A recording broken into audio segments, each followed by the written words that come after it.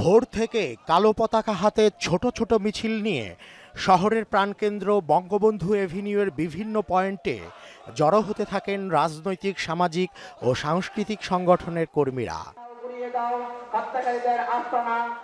Press ক্লাবের সামনে জেলা আইনজীবী সমিতির সদস্যরা অবস্থান নিয়ে খুনিদের গ্রেফতারের দাবি জানান। নারায়ণগঞ্জের মানুষের পিঠ দেয়ালে ঠেকে গেছে।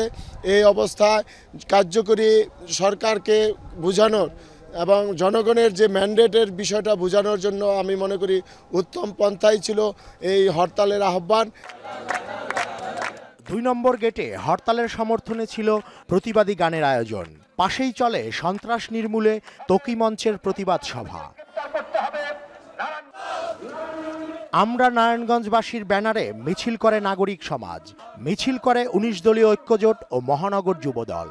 মিছিলের নেতৃত্বে ছিলেন অ্যাডভোকেট তৈমুর আলম খন্দকার। তারা তাদের দায়িত্বকে শিফট করার জন্য মিথ্যার কথা আশ্রয় নিচ্ছে এবং এই মিথ্যাই তাদের জন্য কাল হয়ে দাঁড়াবে।